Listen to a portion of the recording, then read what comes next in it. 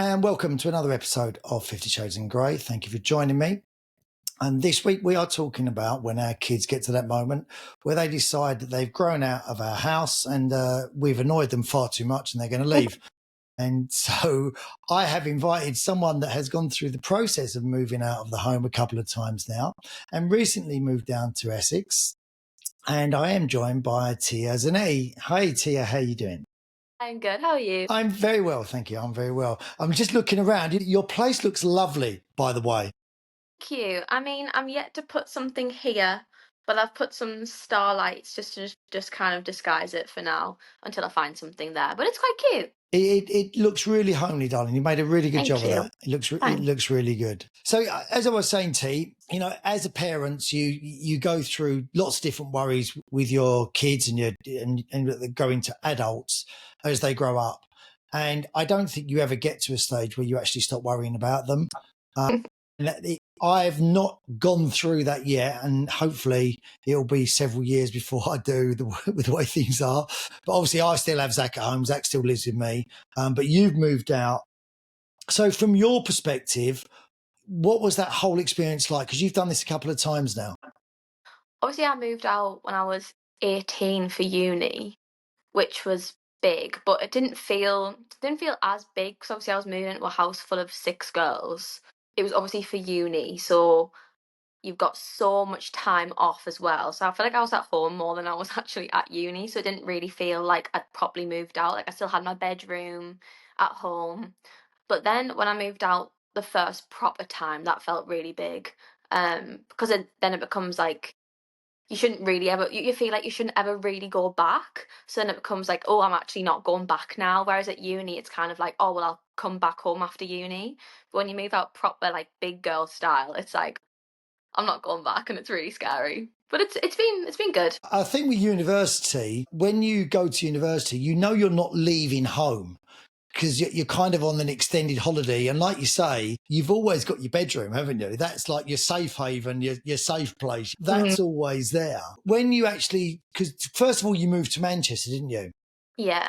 So have you found many difference between locations, like when you moved to Manchester on your own to when you moved to Essex on your own? Or has it been the same experience? I think Manchester was a lot harder in terms of kind of going home from home because I was right bang in the city centre. There was like no parks. I'm used to the beach and parks and living in like quite a small place. So then I just went into Manchester, which was just like big city vibes. It was really, really scary. Whereas Essex is more, it's like cute parks and nice walks, and it's more like it gives me the same kind of obviously it doesn't as Sunderland, but it gives you kind of similar energy in terms of everyone's quite friendly, like they are at home. Whereas in Manchester, like it's very city vibes, which was scary, but I feel like I knew a lot more people in Manchester, so then that helped. Whereas this is like the first time I've moved somewhere and I feel like I'm pretty starting like fully from scratch, if that makes sense. Which is scary. Yeah. So one of the other things was obviously, I mean, we're really close since we did the show together, and I've come to care a hell of a lot about you, actually. Just so you know, kid. You're talking about location. You've ended up in Essex, but that wasn't your intention, was it? No, I thought I wanted to live in Central just for like work and stuff. And then when I started looking at apartments, I just like suddenly realized that it was just not realistic. It was either live with 35 people in one bed or live like like miles away. Like it was really bad. So I was kind of like, no. I looked at a lot of flats, and for the money, it was so small and they're all so minging, and I was like, I can't. So then that's when Zach suggested, "Oh, you should look a little bit further out." And I was like, mm. But then as soon as we started looking, I was like, "Oh, actually, you do get a lot more for your buck." And I thought maybe actually I would prefer living a bit further out rather than just throwing myself fully in the deep end being in Central, where I think London can be like slightly scary. So I think especially being like a girl on my own, I think London could be quite scary. Whereas I feel like it's nice going in for work, coming out, being in Essex and feeling just like in a little small town. But I'm close enough to just go in literally every day for work. Yeah, because obviously you're working in London now as well. So you're teaching reformer, aren't you? You're teaching reformer Pilates as well. Yeah. which is great. You're still doing your influencing as well. So you've got, Yeah. you're working all the hours God sends. How hard is it to maintain from a cost point of view? How hard is it to maintain everything when you're living on your own for you? It's really hard. I think I didn't realize how much I would spend on food. I think because when you live with like your mum or your dad or whoever, they do normally spend like a lot of the money on the food. I don't, I feel like food doesn't go off when you live with other people because obviously everyone's eating the food. Whereas I buy something and it goes off straight away and I have to buy it again. I've just wasted so much food and it's so frustrating. But food's so much money. I can't split bills. Like if something breaks, I have to buy it. Like my cafetiere I brought you the day and I thought, I'm gonna have to buy this myself. Like, I can't go halves, which sucks. It is a lot it is a lot of money, but if I ever feel like the good thing with what I do for work is that if I ever feel like I'm a bit tight, I can just take extra hours. So I've done that this week. Took some extra shifts. So you mentioned a couple of times there about being on your own, because in Manchester you lived with someone, didn't you? And then Yeah. obviously now in Essex you're on your own. Hmm. What's the pros and cons from your point of view of both? So say people like your age, so like you're 20 plus, obviously, Hmm. and they're thinking, right, I'd love to live with someone. What are the benefits and downsides? Okay. Living with someone. Um, Start with the negatives. I think not having everything your way, but you have to always be very mindful of the other person. So, for instance, like with me, with doing social media, if I wanted to film sometimes, if Leah, who I used to live with, like if she had to do something at home, I had to be quite mindful if I could film when she was at home, if she was doing something or whatever. Can't use all the pots and pans all the time because she also needs the kid. Like it's just being quite mindful of each other. And also, I guess if like my mum wanted to come stay, it's always asking the other person like, is it okay? You have to kind of agree with everything because obviously it's a shared space, so you have to kind of agree. I was gonna say if you just kind of want your own time, but we were both pretty good at that. We were really good at if we wanted our own time, like you just knew, like you would just go in your room and it was fine. I think pros, um, with living with someone is that you've always got someone to speak to if you're feeling a bit lonely. There's always someone there, like if you're having like a rubbish day. You can split bills, you can split costs of stuff. You can split a food shop, which is nice. You can cook together. So sometimes, like, I don't know if I was out all day and Lee was in, she might cook and we might share it, and then vice versa. Like, it's quite nice. You've always got someone to do something with. Like, you don't have to find a friend to do something. Like, you've got someone in the room next to you who you can just be like, "Do you want to go to the cinema?" And then they can either say yeah or no. Whereas now I have to find someone to like do stuff with me all the time, which is a lot harder. I love living with I really enjoyed living with my friend. Like if I could live with her here now, I would.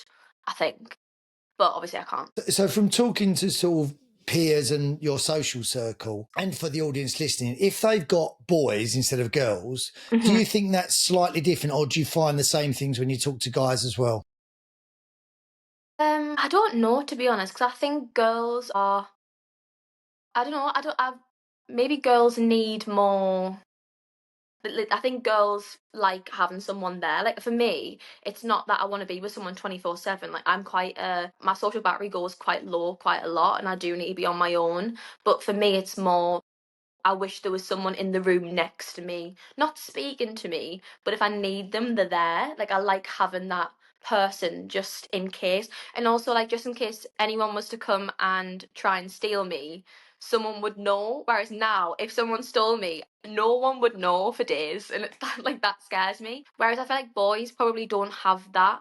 Like they probably don't really feel like they need that person there. But obviously some of them will, but I think bit less tactile, I guess, maybe in that kind of aspect. And I think boys living together would just be a lot more messy, which might be hard, I think. Whereas like we were quite good at keeping things quite tidy, which I think then removed the, like those kind of arguments. So when you said about having someone next door, you live in an apartment though, don't you?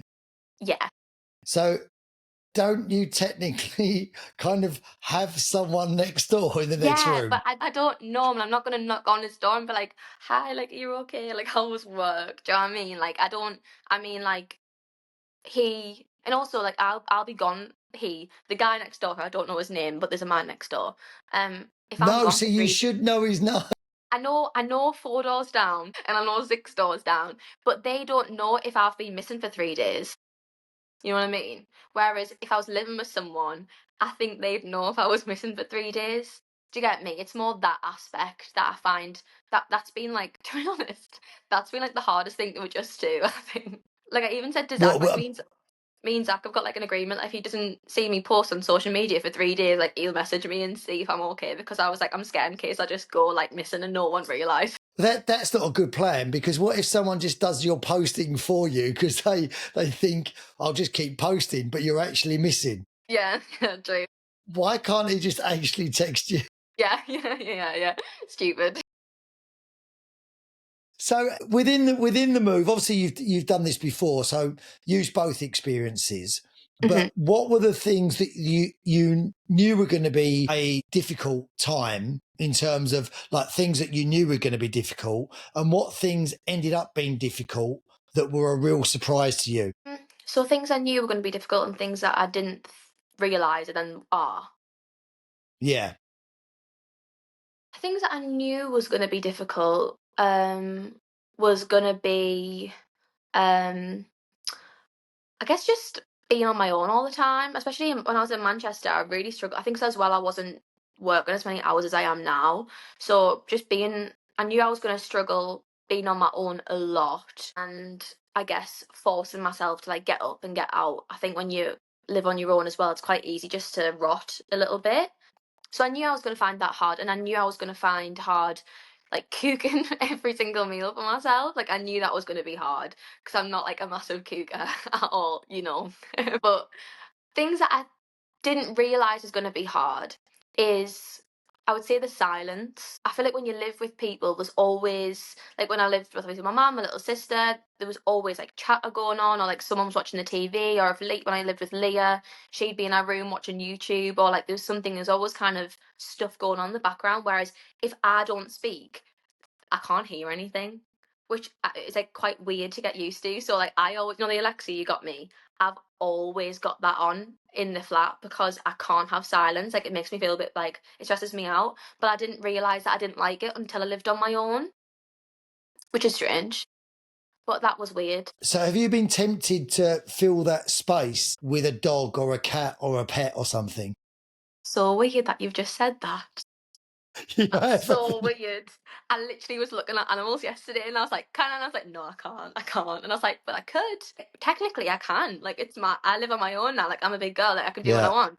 But I'm not ready for that commitment. But I would love one. Like, I can totally see why people do it because I do think that if I had a yeah. little furry thing here, rather than me just sat like this, I'd be sat like, which would be so nice. I think it would just, and also gives you a bit of a, obviously, I know I've got a purpose because I've got work and I've got all of that. But I think it's very easy to, like for me particularly, like I can get really into the habit of just not really looking after myself in terms of, I don't know, like I just start not tidying up or I just won't kind of do my skincare because I'm just on my own and I just kind of end up getting into a bit of a rut. But I think if you had a little furry companion, it gives you a purpose because you need to look after them or they'll die. You know what I mean? Well, just for information, if you do get what you call a furry companion, we have got in the shed, like I keep everything. We've still got a big we got a big hamster cage and all of the stuff. So See, you won't have hamsters that smell. expense. Fine, I'll get one. See, no, I was thinking, do I get a tortoise, but like a tortoise that's on its last legs? Because I thought, obviously, tortoises last 75 years, and I can't commit to 75 years of having a tortoise. But I thought, if I get like a 73-year-old tortoise, I can give it like its best last few years in its life, and I can just have a little So you're looking for a tortoise with a terminal disease, more than with a life expectancy of not more than 2 years. one leg, slightly blind. Yeah. That won't be, but then you'll get all sad when it goes, and you'll have to find another one. How about in terms of they were sort of what I would probably put down as emotional, not problems, but things that you had to get over. How about from a practicality side of it, like finding bills, registering with, I don't know, gas and all of that? Which ones of those, if it was like a quick stop guide to people your age, sort of what would you say that you know was a bit of a surprise to you that you didn't see coming? How much council tax is?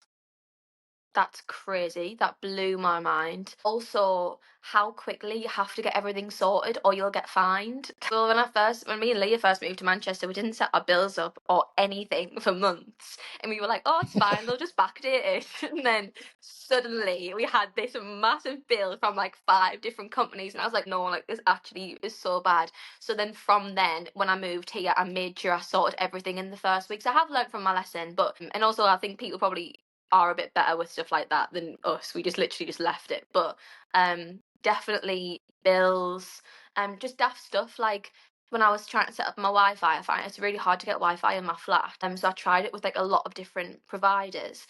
And a lot of providers I signed up with them and then they like a few weeks later they cancelled on me and told me that I couldn't actually get the Wi-Fi. But then they've continued charging me. And like I didn't realise that that was a thing. So it's like having to always just get on top of people and phoning Yeah, people and the amount of people I have to phone and stuff. Like it actually sucks being an adult, but you have to just make yourself do it or it makes it yeah. worse in the long run because like now I've got a bill from Sky for the last 2 months that I've not sorted because I keep on just putting it off. But that's the thing as well. They're not 5 minute phone calls either, are they? They're Hey, always like 25 minutes, and you've still not spoke to anyone. yeah, And every and person you then they send speak you an to, email. I know, and then they say, "I'm just going to transfer you," and then they transfer you to someone that goes, "Hi, what's your name?" And you think you should know my name. The Yeah, other person's transferred me. Why? yeah, Like, can you tell me what the problem is? I've just told someone what the problem is. yeah. Well, I And had a okay, phone. all right, I had a phone call and I was on hold for like must have been half an hour. They put me through and they were like, "Oh, we'll just transfer you." Transferred me, and then they just cut me off. I And know. I thought the pain. I would say that's probably the most. It's so time consuming, and there's nothing you can do while you're doing it because you always need No. to be next to your phone. It's so frustrating. It makes me feel like a And now proper it's adult when I do that. But now it seems, I don't know, it is a proper moan, but now it seems that people can just suddenly charge you and sort of say they're going to take you to court for no freaking reason at all. Do you know what I Mm, mean? And yeah, you're then left trying to argue it, thinking this is like criminal. Like this is seriously what they're doing is criminal, but you end up paying it because you think I can't be bloody arsed with a hassle chasing it. yeah. So in terms of say, I know like obviously money's an issue for people that are looking to go into rented and everything else. But if money wasn't an issue in terms of you could get both, what would you think about a house over an apartment? Okay, for me, in where I am in life right now, I would Yeah, definitely say an apartment just because I don't think I'm not clued up enough, but I'm not. I think going from living with my family and or like living with Leah or whatever to then living in a house, it just is a lot of cleaning, which sucks. Cleaning's another one. Having to clean I know. all of this every week. Horrendous. Cleaning, I just couldn't do that It's for a a lot of full house. shelves. There's There's a lot so of many shelves there. shelves, so many vases that like get dusty. I think where's the I don't. Anyways, Yeah, bills would be a lot more. I also, again, not everyone's like this. Is just me being a little bit of a scaredy cat, but I think I like the safety aspect of an apartment. I know obviously I yapped on to you about like no one being next door, but there actually is someone next door. Like if someone comes, I can go like yeah, run. Do you know what I mean? Whereas in a house, because when I went to go view apartments, I actually did go and view one that was like a small little kind of like a maisonette like house thing, and I loved that one the most. But the reason I didn't do it is because I was like, I don't know if I'm ready yet to just be on a standalone property with no one around me, I think. And I quite just like an apartment. I think they're quite cool for now. And obviously it's cheaper, I guess. Obviously when I'm older, like I'll want a house, definitely. But I want a nice house. I think a house feels really serious. Like I want when I finally get a house, like I want it to be nice. yeah. I think like my first place was as an apartment, and I think you end up growing out of them. And it's stuff with apartments. What drive me nuts is all the maintenance charges because they just seem to go up all of the time, and I never know Yeah. what it's for. They put down window cleaning when you get the bill through, and it's like so many thousand and this and that, and then sort of extras, and you think, well, what the blinking Yeah. all the extras? It's just And like they're just yeah. making up numbers. And also noise. So like this guy here smokes a lot of the stuff. And when he's going crazy, it really comes through the vents, and it's just not great in this flat. And then that person over there throws a party every Wednesday night. And good thing I don't sleep, because if I did sleep and I was a sleeper, it would drive me mad. Whereas I'm okay with noise. But at one point in my life, like, I'm not gonna want him doing that and him doing that, and I'd probably go Yeah. the secludedness of just living in a house. I'll definitely grow out of it, I think, but for now, I think it's the best thing for me. I think it's good for when you just like first move out, because it's a bit smaller. Um, Yeah. yeah, it's the cute. So, in terms of from a parental point of view, let's say, and from your experience, so for me, when it happens, and for all the other parents out there that maybe are about to go through this, are going to have this in a couple of years, what would you want? What advice would you give to a parent in a way that how you want help? Because obviously, I think we would like run around and you'd either have the parent that doesn't do anything at all and just go, yeah, good luck, shut the door, change your room into a gym within the first 10 seconds. Or you'll have those parents that are just so on top of you, like, I've Mhm. moved out for this reason. So, what guide would you give to parents in how they could help? Obviously, I think everyone will be different, and everyone's different on what they want. But I think as a good like starter, I think definitely when someone moves out for the first time, sitting down with your child and helping them organize the bills, the count, all of that stuff, because it can be so overwhelming. Like, it is scary, because I feel like it's the first time ever as well where things get a bit serious. Like, oh, if I don't do this right, I can actually like, I don't even kind of get in trouble. Do you know what I mean? And it's a bit like, Yeah. oh god. So definitely sitting down, like explaining that kind of thing, because I had no clue before I moved out. I think that would be really good.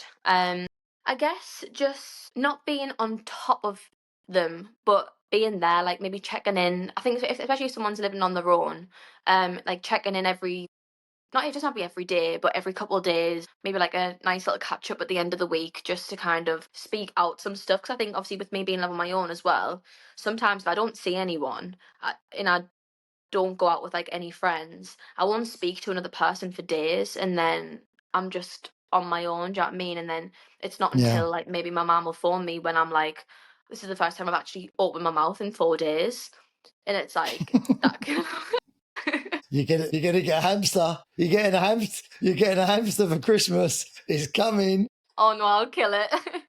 I'm not to be trusted. But like, yeah, like having that person just, I guess, just check up on you. And you know what I think's also a little great thing that parents should do: send care packages. I know, Do I you know mean it sounds, food? yeah. You just mean food, don't you? So when I was at uni, my dad every like 3 months used to send me like a massive like care package full of like just like cupboard staples or things that I wouldn't have bought myself. So like hot chocolate, just I don't know, like just like instant noodles, like soup, and then you'd throw in like some like flavored coffees and then maybe like a hot water bottle. And that used to be like it's because I didn't want to pay it for that myself. So it was really nice getting all these like little cute luxuries every now and then.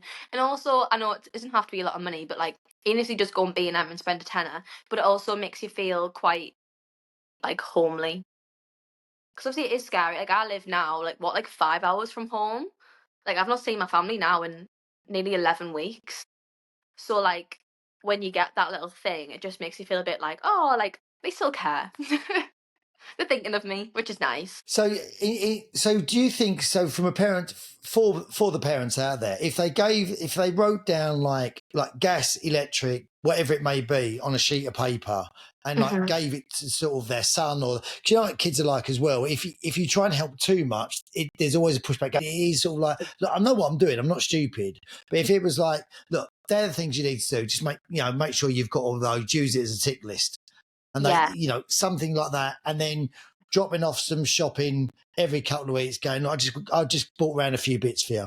yeah, defo. I think the whole writing down things is good actually, because you don't want it. Sometimes as well, like, if you're not feeling doing it at that moment, and then like sometimes I think sometimes parents can get quite stressy as well. Which then if you're also stressed, it doesn't really help. So then I think, yeah, like writing it down, just being like, okay, that's what this is. This is this. Like kind of working out Yeah, as well. Like I remember Like when I first moved, I kind of worked out how much everything would be, like how much I kind of have for outgoings and stuff. I think like a parent sitting down and like helping with that would be good as well from someone who's actually did it before. Because I think when I first moved, I was writing things down, which just wasn't right because I never did it, so I didn't know like how much things would actually be. Whereas if like you've did it, like they've done it, people have done it for years and years, so you know like roughly how much your food shop's gonna be, or like roughly how much you're gonna spend for travel and all that kind of Yeah. stuff, like how much electricity. Whereas like I was kind of just googling it, thinking like, so how much is my electricity gonna be? You know Yeah. what I mean?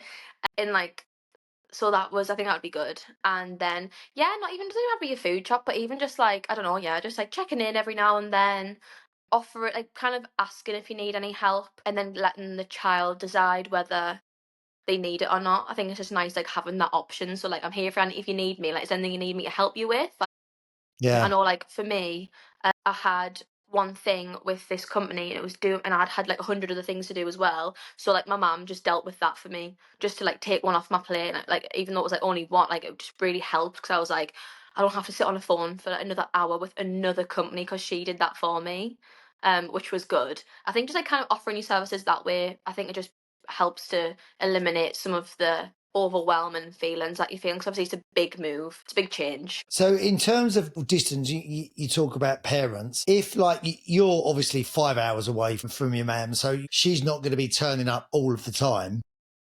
So if you moved out and you were closer, how often would you want your sort of your mum or your dad turning up to visit you? Because like once is good, but you wouldn't want them like open the door going like every day, would you? I think it's a case of like not just always popping in, but just like messaging, I guess, and just saying like, Yeah, "Oh, you're free. Are you free?" And I'll pop in, and like, "Are you free in an hour?" And I'll come pop in, and then I can be yeah. like, no, I'm actually not free, even though I'm just sat in bed. I can be like, no, sorry, I'm out. Rather than just constantly just being there, I think that would probably become a bit like, oh. But if, like, for me, like, I would love, like, I don't know, if, like, my mum was around the corner, like, I would love to see my mum, like, a couple of times a week. But some people definitely wouldn't want to do that. Some people probably want to do, like, once a month. Do you know what I mean? Like, some people move out to not be with their family. Whereas I didn't It move out to not be with my family. I moved out because I, like, for the area and for, like, the opportunity. Do you know what I mean? So I didn't, it wasn't because I was sick of yeah. my mum. I always remember, and it's funny actually because I watch Zach do it now at my mum's. So, and he does the same thing that I used to do. So, when you move out, you have this thing that when your parents are close or your parent is close, you'll go around there. And the first thing you do is go to the fridge. So, hi mum, where's it? And I watch Zach when we go in now, and it's the first thing that he does. And Yeah, no, he I just goes literally straight to the fridge and opens the fridge. I've always done that with my dad. Like obviously I don't live with my dad, but whenever I go with my dad, I'm literally straight in before I even say hello, and I'm like, it's weird that we all do that. What's it? What's in the fridge? So again, advice for someone your age. What was the point when you were sitting at home thinking, like, did you? What was the sort of the turning point where you suddenly thought, I need to move out? Because there must be people your age, younger, 21s, 22s, whatever it may be, thinking, shall I, shan't I? Is it just purely based on money, or is there a time you think I need to get out? I think everyone's different. Like I actually urge everyone, if you're like a young adult, to spend as long as you can at home. Like I didn't get to a point where I was at home and I was like, I'm sick of my family. Like I need to get out. Like I didn't. A lot of people do have that, and then that's why they want to leave. I didn't have that.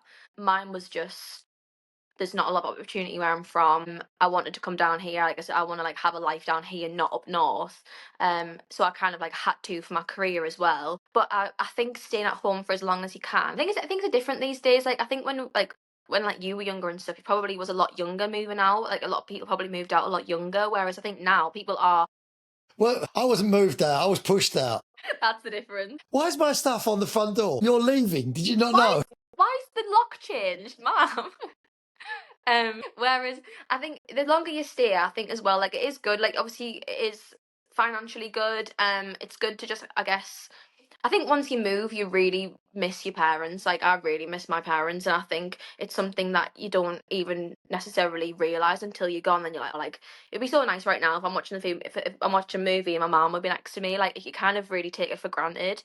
But I think if you've got a nice relationship with your family, like if you have a good one, I think stay at home for as long as you can, just like save, and then obviously you'll be in a better financial position to move out. But I think if you've been at home for a while, you're starting to get a bit agitated. You're thinking, I need my own space. I don't wanna. I think obviously as well when you live at home, you are still very like a child. Like no matter how old you are, you still do tell your parents like, oh, I'm going to go here at this time, and it's very much like parent child, no matter how old you are.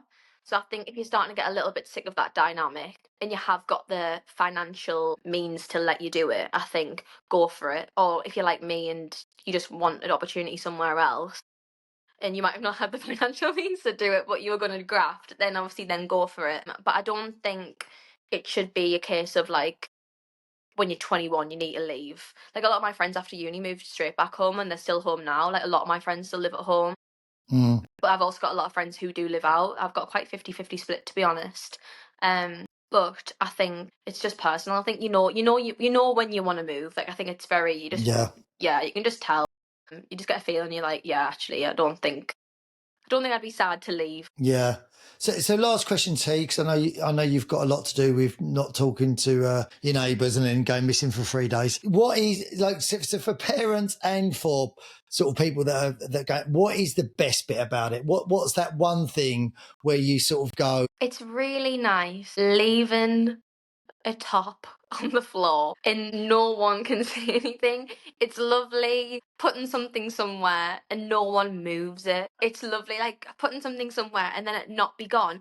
And it's lovely as well knowing exactly what's in the fridge without knowing that someone might have ate it. That's what I love. Like if I've got chocolate, I know it's going to be there at the end of the day. Whereas like you don't know whether it's going to still be there. Like that's the risk you take. Like has Exact might have ate that, and then you come in, and you got it. it's just food in general? Yeah, yeah. Whereas like I know exactly what's in my fridge. Like it's just nice. And also I think it's nice as well, like after a long busy day, just coming in and just kind of not having to like explain myself to anyone, not having I can just switch off, put on a movie, and then when you are feeling in that way, it is nice to be just kind of fully on your own. So there is definitely good things about it. It's just as well, like even though I it's been hard and there's definitely things that I need to get used to and it's definitely gonna be a long process to do it. It's just grown up. Like I have to get used to it. It's just life. Like whether it's now, whether it's when you're 50 and your kids move out, like it's something that everyone has to go through at some point. I'm just doing it a little bit earlier. So the faster I get used to it, the better in my eyes. So I'm trying to Yeah. get used to it. Well, listen, you look like you're doing a great job there, and You. thank you so much for joining us, T, and just giving you advice and your perspective on everything. It's been really nice to hear it, and I will message you in a couple of days. Make sure you're not going to miss him. Thank you. More the merrier. Good. All right, guys, thank you for joining 50 Shades in Grey. Thank you very much. Make sure you subscribe and follow below, and we'll catch you soon. Take care. Have a good time. Bye bye.